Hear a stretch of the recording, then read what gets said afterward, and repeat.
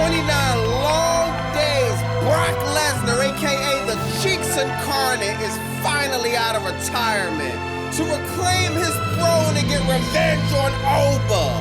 We all thought Raw thinking Mania, it was over. Oh, he's back!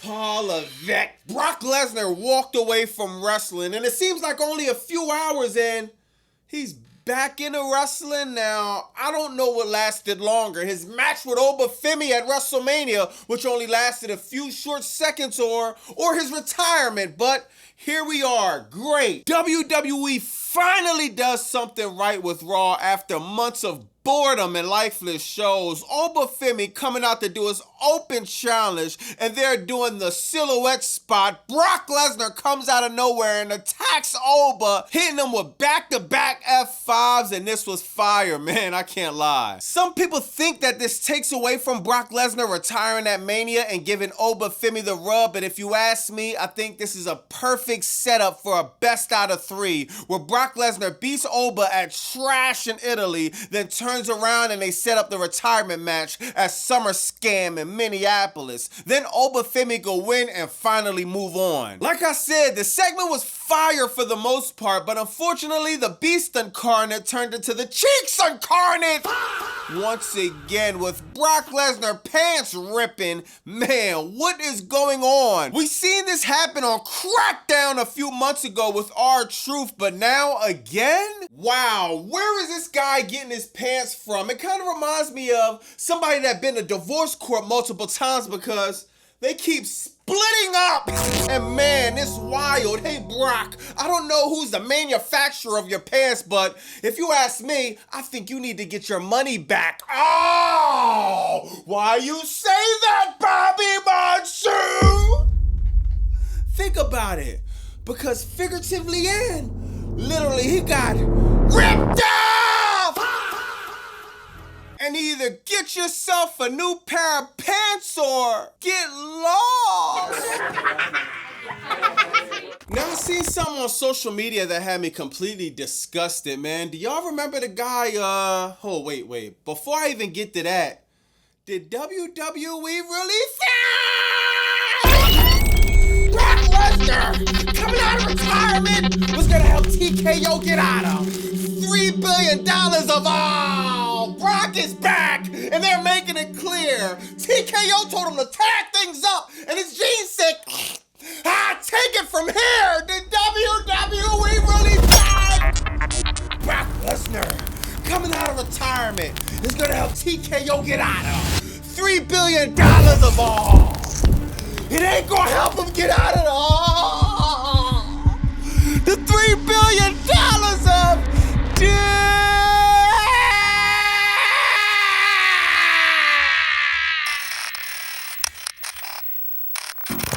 Now, when I seen this on social media, I was completely disgusted. Do y'all remember the guy? What's his name? Oh yeah, Ilia Dragunov! Remember him? The guy that came back with all the intensity. Finds himself on the cusp of it being summertime, and he gotta go in his closet and grab his big North Face jacket, some gloves, a skelly, and a scarf, because the booking for him has been ice cold to the point where a few of his fingers gonna develop frostbite if WWE Creative keeps this up. Ilia Dragunov has won 2 of the last 11 matches he fought in 2026, and this is crazy. He was gone from an injury, came back, and won the United States title the first day against Sami Zayn. He had a good run with the US Open challenges too, but like I always say, with these open challenges, there is no storyline with them. They're just great matches. The only thing about great matches is they get buried under hundreds of the other great matches that we have weekly from the indies, TNA, AEW, WWE, AAA, and many more promotions. He lost the title to Carmelo Hayes, which was a good match again, but it's been all downhill from here, man. I feel like it really started when he was chopping Brock Lesnar at Royal Rumble. Brock no-sold it, threw him out of the ring, and it's been all bad. 2026 has been a horrible year for this guy. He literally literally only beat the biggest jobber in WWE over the last 24 months, which is The Miz. Other than that, he has literally lost every single match and opportunity. This is a travesty because this guy is one of the best performers in the ring. It's crazy, man. Danhausen is undefeated in WWE since his debut this year, while a guy like Ilia Dragunov can't get a win if his life depended on it. This just goes to show you how WWE is prioritizing memes and gimmicks and what has the most potential to sell right now over in-ring talent and long-term potential that could build stars in the future. There you have it, the head of cremation burying one of the new stars on their roster. This is weird. I can't believe this. Ilia's gonna find himself dragging off the WWE's release list. If some of WWE's top stars got a 50% pay cut, what type of pay cut you think they made Ilia take? If you ask me, it's kind of reminded me of a guy taking a paternity test knowing the baby's his. Think about it. The number's probably, I don't know, 99%!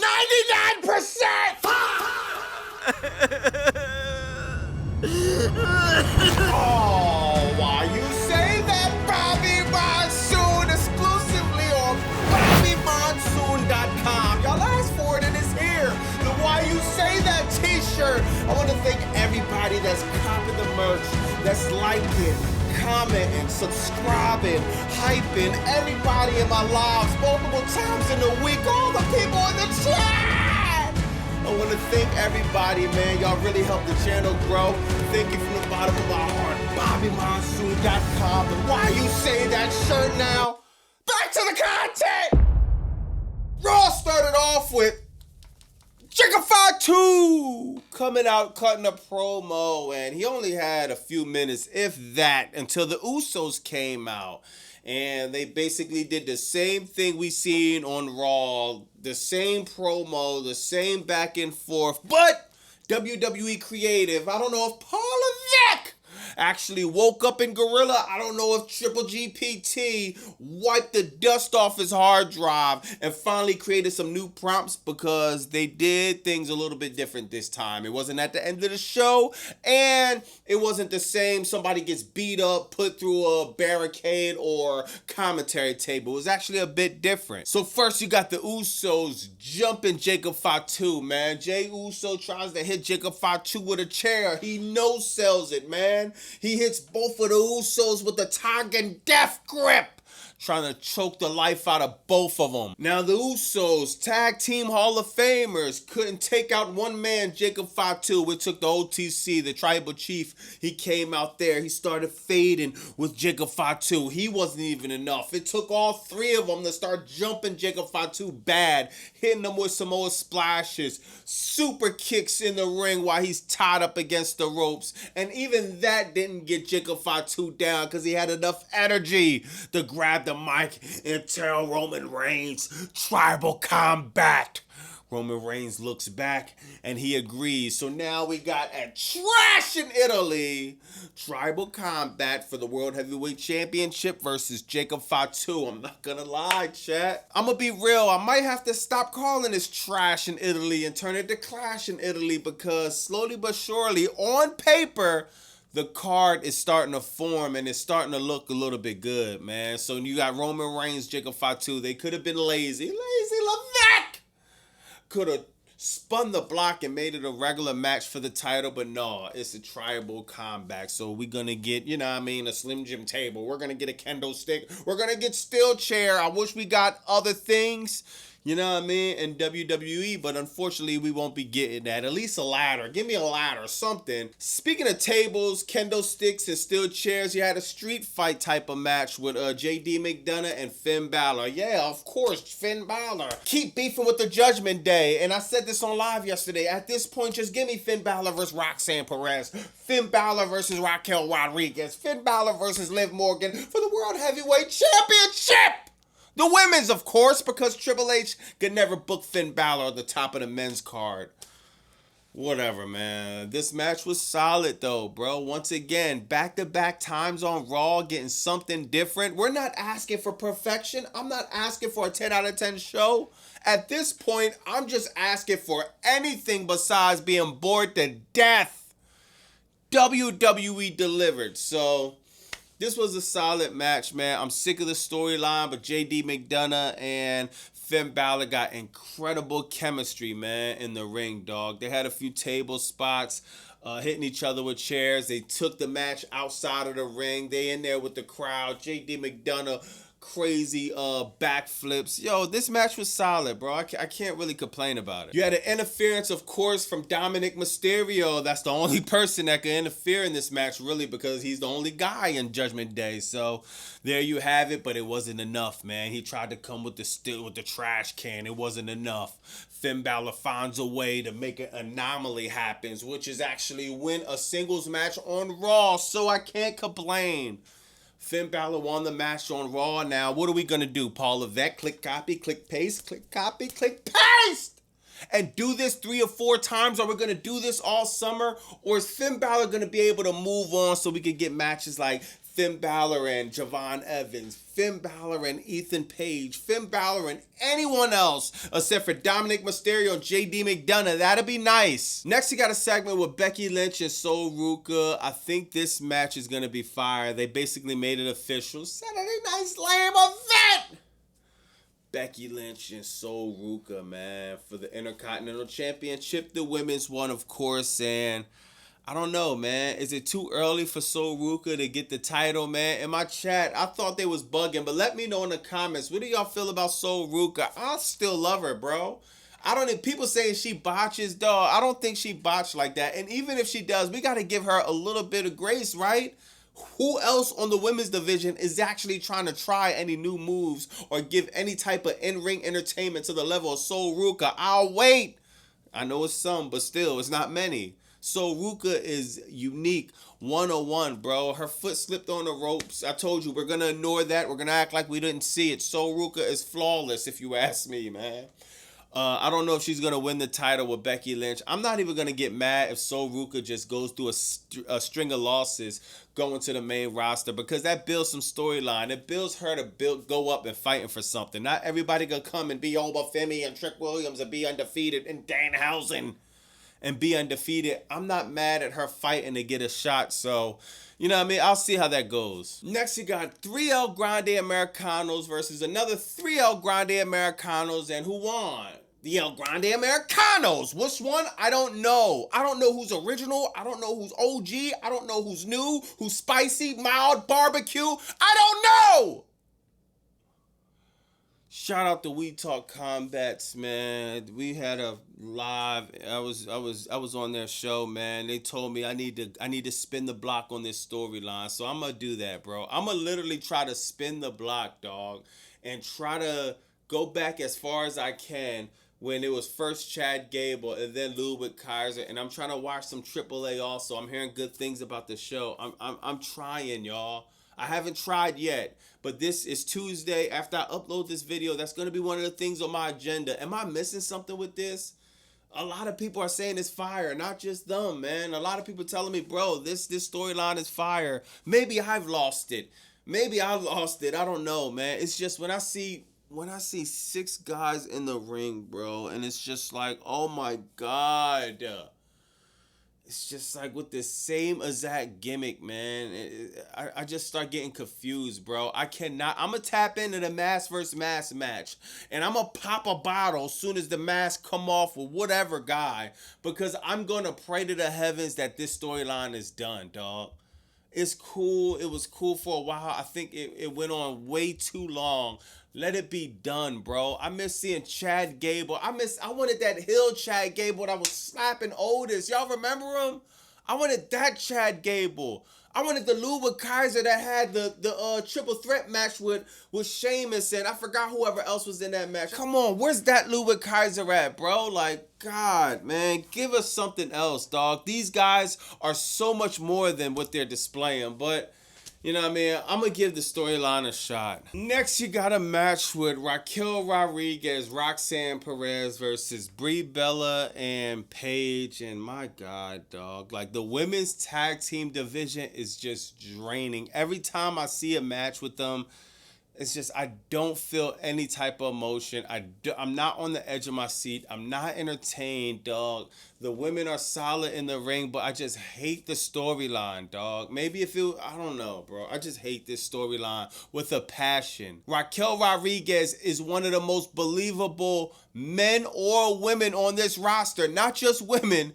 I'm counting men and women. I put Raquel Rodriguez top 5 when it comes to believability. I don't know why they can't think of anything other for her to do. Like, why can't they start building a wedge between Raquel and Liv Morgan for the title, dog? Raquel should be wanting some gold around her waist. I mean, she's past due. Whatever, man. They have a match. Then you got Bayley and Lyra Valkyria interfering in the match. So let me guess, this is going to be just like WrestleMania, right?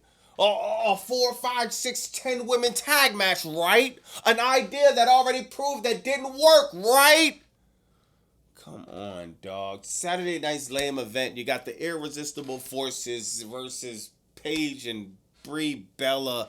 No one cares who wins or loses this match because no one cares about the women's tag team titles because no one cares in WWE Creative to write anything compelling. Next, you got the highlight of the night, Femi in the Oba Philly Open Challenge. Thank God I didn't go to the bathroom or anything because I was about to make myself a peanut butter and jelly sandwich, go to the bathroom because I knew somebody was just going to get squashed and I was going to get mad. I'm looking at Oba's entrance. That's the only thing I really wanted to see because I knew what was going to happen. Then you got Oba in the silhouette.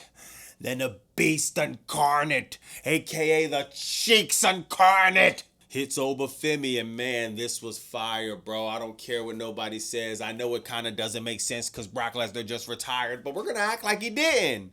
We're going to act like we didn't retire, man. He comes back, hits Oba Femi from behind, man, and this was hard, man. Just how they set this up, and I felt like they set this up last week too. Remember when Oba was like, "Yo, nobody in the back wants smoke, man. This is why y'all are where you are, man. Man up, dog. I want smoke with somebody." And for Brock to answer the call, fire, man. Now we got Brock Lesnar versus Oba Femi at Trash in Italy. Good decision.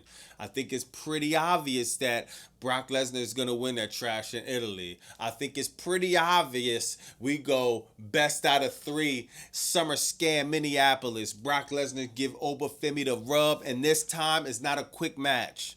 This time it's not 7 seconds. Give me at least 10, y'all. Brock, I know you got 10 minutes in you, dog. We're not expecting a shooting star express from WrestleMania 19. We don't want that. We're not expecting it. Give us a brawl. Give us a bar fight. 10 minutes, bro. SummerSlam. Oba Femi go over. Brock Lesnar retires. They might shake hands, hug in the middle of the ring. Fire. If I see Oba Femi after SummerSlam say anything about an open challenge, I'm going nuclear, though. Warning. I'm going nuclear. Next, he got Seth Rollins going over Justin Timber fake in a cool match, I guess. This is just like I said with Finn Balor in the Judgment Day. Seth Rollins in the Vision. When is it going to be over, bro? When? God, dog, I'm so sick of this feud. Logan Paul winds up coming in, beating up Seth Rollins. Then Braun Breaker, of course, comes out. And then you got the Street Profits come out. Well, actually, Angelo Dawkins came out. Montez Ford didn't really want to come out. He wanted to focus on the Tag Team Championship Saturday. Angelo Dawkins comes out. Montez Ford follows. Now, what I loved about this segment, I ain't gonna lie, just the friction between Montez Ford and Angelo Dawkins had reared his head once again. I was asking for weeks prior, dog. So we're just gonna forget about this storyline. We're gonna forget about they wasn't on the same page. I'm so happy, WWE Creative. I'm so happy, Triple GPT. Remember the prompts from previously of the Street Profits breaking up, and we could possibly get Montez Ford as a heel, as a singles competitor. We could get the Raw men's division shook up a bit, dog. All you have to do is book this okay and let Montez Ford do the rest. Leave the gingerbread men alone. Leave the mascots alone. Leave Danhausen alone. Give him an opportunity to be a serious singles competitor as a heel and give him some okay creative, and Montez Ford is going to cook you a feast. I guarantee it. I want to see, man. I want to see this so bad. I'm not even tripping if Street Profits don't win a title. I take storylines over titles any day. Have Street Profits lose the titles. Well, have Street Profits lose the match. They don't get the titles. Montez Ford blames Angelo Dawkins. Puts the knife in his back at the end of the match. Let me know what y'all think about that. Raw was solid, man. I can't believe I'm saying it, dog. Montez Ford, Angelo Dawkins, Brock Lesnar's spot. Everything else was kind of predictable and the same. Even Jacob Fatu and Roman wasn't bad. It was a good start, bro. The street fight, dog, I ain't gonna lie. This was a cool show, bro. Was it the greatest Raw? Of course not. Was it? We had way worse Raws. This might have been one of the better Raws of the year, dog. And God, this show's been so bad. I can't believe I'm even saying that. But let me know in the comments what you think about that. What do you think about Ilia Dragunov to the WWE release list? I think that's a travesty, especially when you got, dog, Crackdown and Raw with a lack of fresh talent, man. Of course, they got a few fresh talent. I shouldn't even say that, but my God, we're talking about Ilia Dragunov. Like, come on, bro. Let me know what you think about Brock Lesnar and his malfunction with his jeans. Should Brock Lesnar try some Levi's, some Wranglers? What jeans should Brock Lesnar try? Some Luckies? I don't know. Let me know what y'all think about that, man. It's Bobby Monsoon 215. Like, comment, subscribe. Bow!